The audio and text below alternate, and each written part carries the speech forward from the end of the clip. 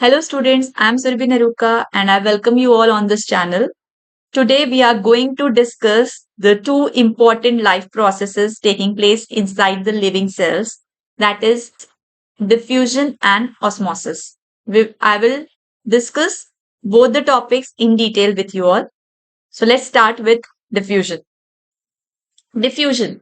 See, transportation of molecules from the region of their high concentration to the region of their low concentration without any expenditure of energy that we studied as passive transport, and diffusion is the example. ठीक है, diffusion में यही होता है, molecules from their region of high concentration they move to the region of their lower concentration. For example, जैसे मैंने आपको बताया था कि परफ्यूम आप स्प्रे करोगे रूम के एक कॉर्नर में and after certain time you will smell the same fragrance at the other corner of the room. How it is possible? Because of the diffusion of molecules from the region of higher concentration to the region of lower concentration. So diffusion works on the principle of concentration gradient. जहां concentration high होगा वहां से towards the lower concentration. और ये जब तक equilibrium set नहीं होता, it will keep on happening. The molecules will keep on moving till the time that there is an equilibrium set. Now, पूरा molecules का distribution is uniform. Understood? So, diffusion के example in our body is like exchange of gases. ठीक है, हमारी body में when we take in oxygen and give out carbon dioxide, तो अंदर क्या mechanism होता है, कैसे exchange of gases होता है, ये working डिफ्यूजन के बेसिस पे ही होती है. Like between the alveoli and the blood vessels क्या करती है, सारा बॉडी का इम्प्योर ब्लड लेके लंग्स में जाती है for purification. And so impure blood मतलब it is rich in carbon dioxide. और एल्वियोलाई में जब हम ब्रीद इन करते हैं तो alveoli is rich in oxygen. ठीक है, तो ऑक्सीजन और कार्बन डाइऑक्साइड का कॉन्सेंट्रेशन बेसिस पे मूवमेंट होता है. तो एल्वियोलाई में ऑक्सीजन ज्यादा है, CO2 कम है, और ब्लड वेसल्स में ऑक्सीजन कम है, CO2 ज्यादा है. So movement take place, CO2 goes to the alveoli and oxygen comes to the blood vessels, and after purification from the lungs it goes back to the heart for pumping to the whole body. And same way alveoli में जब CO2 आ जाता है तो हम उसे breathe out कर देते हैं. तो this is how exchange of gases takes place in our body through the simple process of diffusion. I hope this topic is clear. Now see this example. यहाँ पे हमने क्रिस्टल्स ऑफ पोटेशियम परमैंगनेट डाले हैं in a beaker containing water. आपने देखा कि जो colour है purple colour, you can see at the bottom of the beaker. Later after 15 minutes you will see that this colour will start spreading in the whole water. ठीक है, आपको उसके different shades दिखेंगे. And after 1 hour what you will see that the whole water is now dark purple in color. मतलब एक ही colour आ चुका है water में, and because of the simple process of diffusion. ठीक है, molecules जो थे वो highly concentrated थे बॉटम में, धीरे धीरे वो ऊपर की तरफ राइज होने लगे और पूरे वाटर में स्प्रेड हो गए after a certain time period, and now you get the same color in the whole water.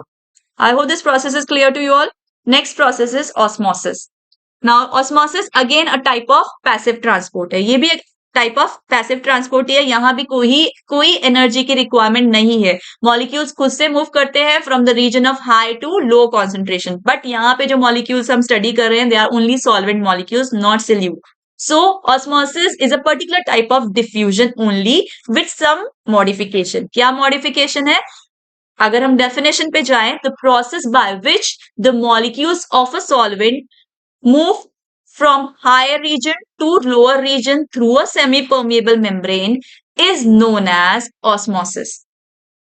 ठीक है, लेकिन जो हम higher region of solvent molecules की बात करेंगे, और अगर सोल्यूशन को बोलेंगे तो हम बोलेंगे from the region of high concentration.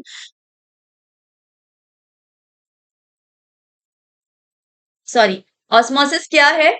Osmosis को अगर हम डिफाइन करते हैं, the process by which molecules of a solvent tend to pass through a semi-permeable membrane from a less concentrated solution into a more concentrated solution is called as osmosis. अगर आप यहाँ नीचे example देखते हैं, so you can see there is a semi-permeable membrane present and उसके दोनों side पे what solutions हैं. एक तरफ शुगर मॉलिक्यूल्स प्रेजेंट है, ठीक है, और दूसरी तरफ भी शुगर मॉलिक्यूल्स प्रेजेंट है, लेकिन एक तरफ कम शुगर मॉलिक्यूल्स है, एक तरफ ज्यादा शुगर मॉलिक्यूल्स है, ठीक है।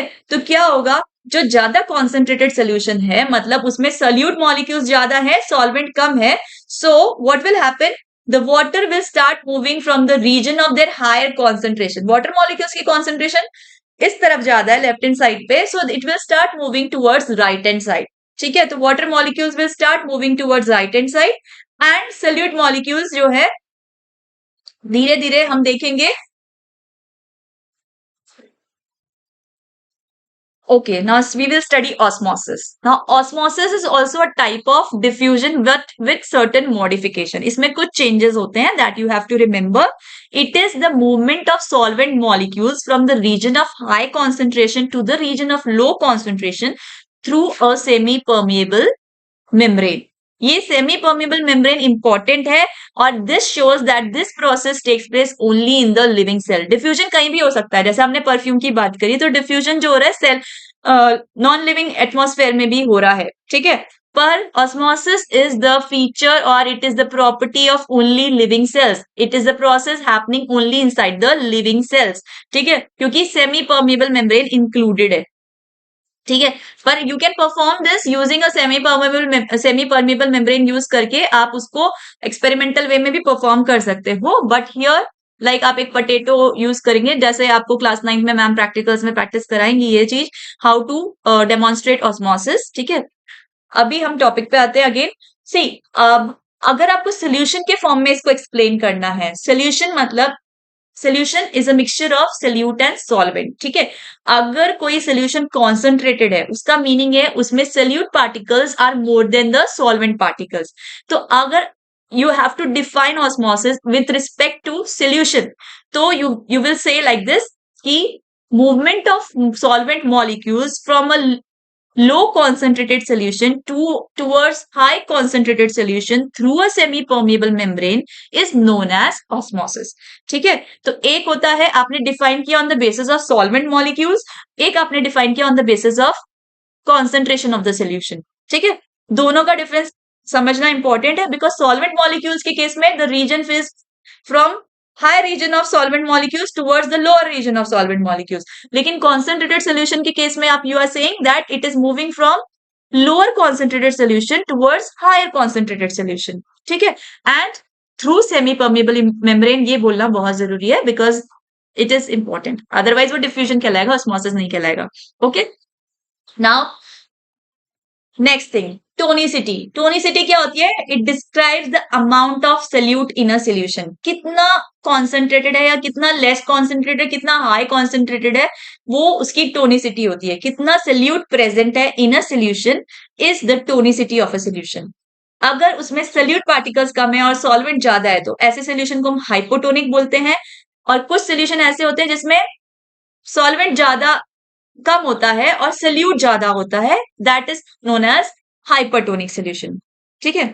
तो टोनिसिटी समझ में आया? It is actually the concentration और the amount of solute present in a solution, and on the basis of it solutions can be of three types: hypotonic when the solvent is more, solute is less; isotonic when the solution is having equal number of solute and solvent particles; and hypertonic where the concentration of solute particles, or you can say the solute particles, are more in comparison to solvent particles, ठीक है।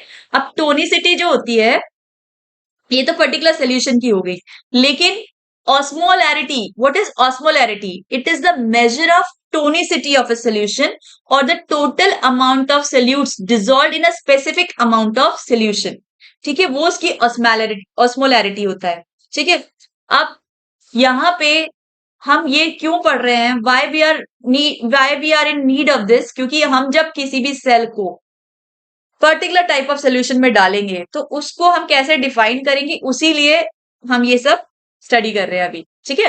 तो tonicity समझ में आया? Osmolarity होती है कि कितना अमाउंट ऑफ सोल्यूट है in specific amount of solution solvent, और स्पेसिफिक अमाउंट ऑफ सोल्यूशन में कितना amount of solute is dissolve, वो उसकी ऑस्मोलैरिटी होती है। ऑस्मोलैरिटी के बेसिस पे अभी हम स्टडी करने वाले हैं two different types of osmosis. ठीक है, फर्स्ट है, और यहाँ पे हम दो केसेस स्टडी कर रहे हैं, एक प्लांट सेल का और एक एनिमल सेल का। पहला केस है हाइपोटोनिक सोल्यूशन। हाइपोटोनिक सोल्यूशन मतलब जहां पे लेस कॉन्सेंट्रेटेड है, मतलब सॉल्वेंट ज्यादा है, सोल्यूट कम है। ऐसे सोल्यूशन में अगर आपने एनिमल सेल को रखा, so what will happen? Simple है कि हाइपोटोनिक है, यानी कि पानी कहाँ जाएगा? इनटू द सेल, क्योंकि सेल की कॉन्सेंट्रेशन ज्यादा है, बाहर पानी ज्यादा है, so it will move from its higher to lower concentration, तो water will move inside the cell. ठीक है, this is known as endosmosis. whenever you put any cell in a hypotonic solution, what will happen? The water will move inside the cell, whether it's an animal cell or a plant cell। Conditions दोनों की अलग अलग होने वाली हैं, but process वही होगा, that is endosmosis होगा। Endo means inside, osmosis means movement of molecules through the semi permeable membrane from region of high to low concentration of solvent. तो यहाँ पे क्या हो रहा है? Water is moving from the solution, hypotonic solution, into the cell. And animal cell में क्या होगा? There is no cell wall, तो वो क्या होगा? पहले तो टर्जिड हो जाएगा और एक टाइम के बाद वो बर्स्ट भी हो सकता है।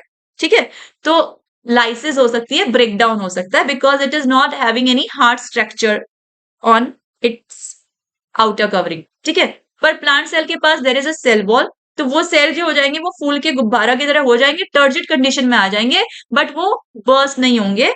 सो हमने पढ़ा था कि सेल वॉल का एक फंक्शन होता है टू प्रिवेंट ऑस्मोटिक बर्स्टिंग। अभी क्लियर हो गया आपको? सो वो टर्जिड हो जाएंगे but they will not burst. Hypertonic, अगर सेल को हाइपरटोनिक सोल्यूशन में रखते हैं तो क्या होगा? अभी हाइपरटोनिक सोल्यूशन में solvent is less and solute is more, तो ऐसे केस में if you have putting any cell, तो क्या होगा? Water from the cell will come out into the solution, क्योंकि सोल्यूशन के पास पानी की कमी है अभी, तो water from the cell will come out into the solution. This is known as exosmosis. Exo means outward, movement of water outside the cell. ठीक है, अब अगर एनिमल सेल में आपने रख दिया हाइपरटोनिक सोल्यूशन को, सॉरी एनिमल सेल को आपने प्लेस किया इन अ हाइपरटोनिक सोल्यूशन, तो व्हाट विल हैपन? सारा पानी बाहर चला जाएगा और सेल कैसे हो जाएंगे? श्रिविल्ड हो जाएंगे, श्रंक हो जाएंगे, श्रिंक हो जाएंगे ना, सिकुड़ जाएंगे। ठीक है, और अगर प्लांट सेल में रखा तो प्लांट सेल श्रिंक नहीं होगा। क्यों नहीं श्रिंक होगा? बिकॉज उनके पास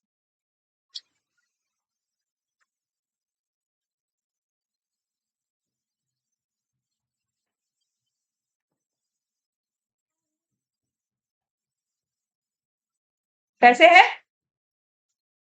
पैसे है, और बारिश आ रही है तो आ जाना, क्योंकि लाइटनिंग होती है, ठंडर पानी में गिरेगा ना, फिर करंट आएगा पूरे पानी में।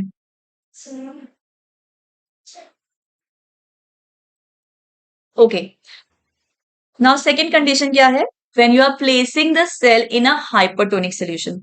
हाइपरटोनिक सोल्यूशन में जैसे ही आप सेल को रखेंगे, व्हाट विल हैपन? सिंपल सी बात है, हाइपरटोनिक है तो सोल्यूशन के पास वो सॉल्वेंट मॉलिक्यूल्स कम है, तो water will move from the cell, it will move outside into the solution. ठीक है, this is known as exosmosis, means movement outside the cell. Exo means out, बाहर जा रहा है पानी। ठीक है, तो अब इसमें भी दो कंडीशंस है, एनिमल सेल और प्लांट सेल। अगर एनिमल सेल को हाइपरटोनिक सोल्यूशन में रखोगे तो उसका जो साइटोप्लाज्म है, बिकॉज साइटोप्लाज्म इज 70% वाटर, अगर पानी बाहर चला गया तो सारा साइटोप्लाज्म श्रिंक हो जाएगा। ठीक है, और ऐसे ही एनिमल सेल को तो केस में, बिकॉज सेल वॉल तो है नहीं, तो उसका शेप मेंटेन नहीं रहेगा और वो पूरा श्रिंक होके श्रिवल शेप हो जाएगा। और प्लांट सेल की अगर हम बात करते हैं तो प्लांट सेल के पास सेल वॉल होती है which is a rigid structure, और जो उसके शेप को मेंटेन करने में हेल्प करती है।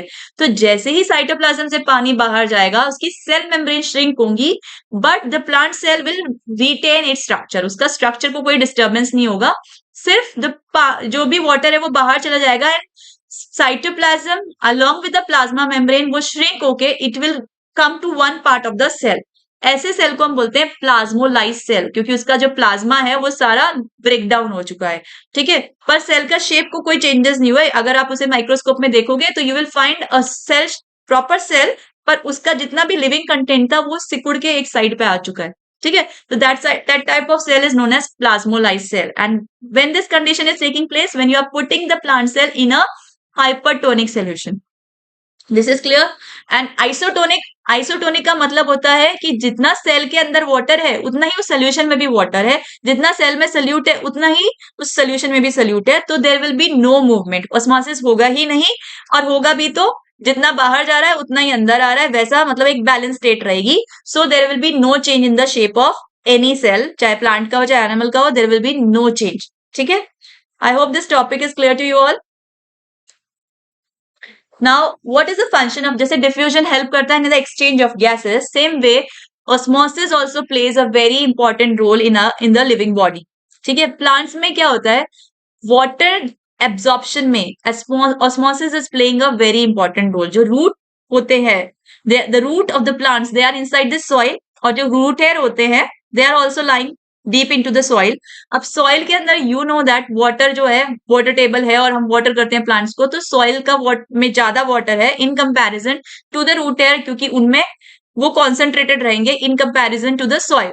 ठीक है, तो वाटर अगर सॉइल में ज्यादा है तो वहां से सारा वाटर एब्जॉर्ब होता है रूट हेयर में through the process of endosmosis, यानी osmosis is the one which is, क्योंकि वहां पे root hair is a single cells, root hair is made up of a single cell, तो एक प्लाज्मा मेम्ब्रेन ही होता है उनके ऊपर, तो जो ऑस्मोसिस है उसके थ्रू ही वाटर एब्जॉर्प्शन होता है in case of root hair. ठीक है, तो first of all they are helping in the absorption of water by the plants, and second जो opening and closing of stomata है that is also taking place with the help of osmosis। ठीक है, जैसे ही guard cells में sugar का concentration ज्यादा हो जाता है ड्यूरिंग डे टाइम, जब फोटोसिंथेसिस होता है, गार्ड सेल्स के पास अपने क्लोरोप्लास्ट होते हैं, तो वो फोटोसिंथेसाइज करते हैं, उनमें शुगर कॉन्सेंट्रेशन बढ़ जाता है, तो वो नेबरिंग सेल से क्या ले लेते हैं, वाटर लेते हैं। ठीक है, वाटर लेंगे तो वो क्या होंगे, उनमें एंडोस्मोसिस होगा, वो स्वेल अप हो जाएंगे एंड टर्जिड हो जाएंगे, this results into opening of the stomata. और नाइट के टाइम पे जबकि फोटोसिंथेसिस नहीं होता, तो यही गार्ड सेल्स की कॉन्सेंट्रेशन डाउन हो जाती है, तो सारा वाटर जो होता है एक्सोस्मोसिस के थ्रू बाहर आ जाता है, that results into closing of the stomata. ठीक है, तो ये जो opening and closing of stomata है, it is also through the process of osmosis. तो प्लांट्स में it is helping in absorption of water through the roots and also in the opening and closing of stomata. Animals के case में क्या होता है, animals में osmosis is functional in case of fresh water animals, like fresh water organism जितने होते हैं, अब वो पानी में ही रह रहे हैं, तो वहां पे सॉलिड कॉन्सेंट्रेशन तो ज्यादा है नहीं, सारे सराउंडिंग में पानी ही पानी है, तो सारा पानी उनके सेल के अंदर आएगा, और वो मतलब स्वेल अप हो सकते हैं और बर्स्ट भी कर सकते हैं, इसीलिए they are provided with a contractile vacuole, उनकी बॉडी में एक कॉन्ट्रेक्टाइल वैक्यूल होता है जिसके through they keep on pushing that water outside the cell.